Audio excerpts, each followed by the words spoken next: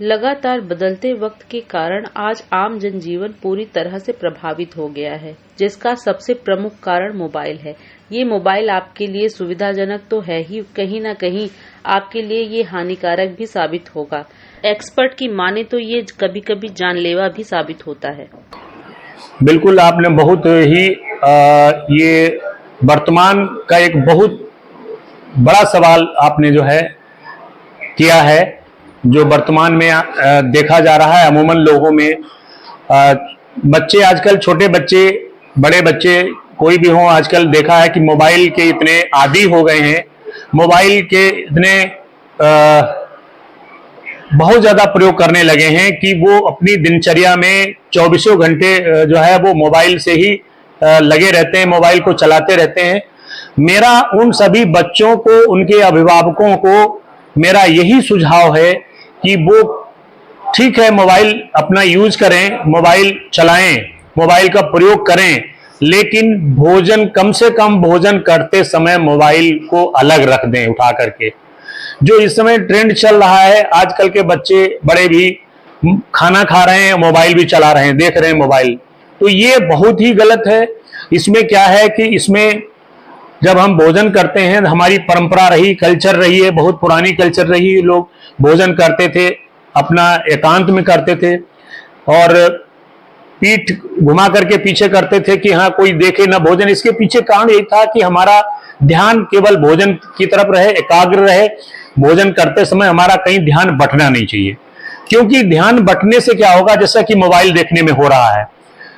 हमारा, हम खाना खा रहे हैं, भोजन कर रहे हैं, लेकिन हमारा ध्यान मोबाइल में भी है।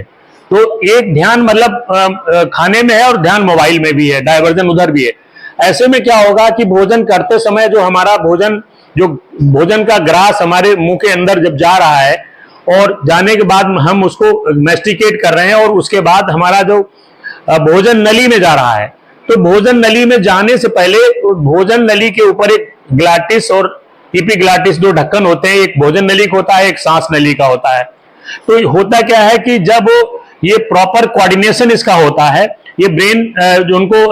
डायरेक्ट करता है, कंट्रोल करता है उसको, ब्रेन उसके सिस्टम को। तो उसमें अगर ध्यान हमारा एक तरफ ही है, दूसरी तरफ है, अगर उसको प्रॉपर सूचना नहीं मिली ब्रेन से कि हाँ अब जैसे भोजन के बाद में भोजन हमारा अंदर जो है, भोजन नली से वो जो भोजन अंदर जाना है, खा रहे हैं, तो वो एक ढक्कन बंद कर देते हैं वो वाला, तो उससे भोजन नली में ही जाता है, श्वास नली में नहीं जाता है। अगर हमारा ध्यान दूसरी तरफ है तो क्या होगा, ऐसे में जो भोजन नली का ढक्कन जो है वो खुलने के बजाय उसका श्वास नली वाला ढक्कन जो है वो खुला रह सकता है, और वो खुला रहने की वजह से भोजन जो है वो भोजन नली के बजाय श्वास नली में जाने की संभावना रहती है। और अगर भोजन श्वास नली में चला गया तो इससे श्वास नली अवरुद्ध हो सकती है, और अवरुद्ध होने से व्यक्ति की जान जा सकती है, वो उसके लिए जानलेवा हो सकता है। तो हमारा सुझाव यही है कि कृपया करके ऐसी स्थिति से बचें, अपने बच्चों को समझाएं, और ये मैसेज मैं आपसे भी अनुरोध कर रहा हूं, ये मैसेज जनमानस के लिए, ये मैसेज आगे इसको पहुंचाएं, इसको प्रसारित कराएं, क्योंकि ये बहुत बड़ी इस समय ऐसी मतलब स्थिति है, विकट स्थिति है। आजकल हर घर में देखिए कि बच्चे और से लेकर के बड़े तक खाना खाते समय भी मोबाइल चलाते हैं। बहुत ही बड़ी ऐसी दुष्कर स्थिति है जो कि नहीं होनी चाहिए।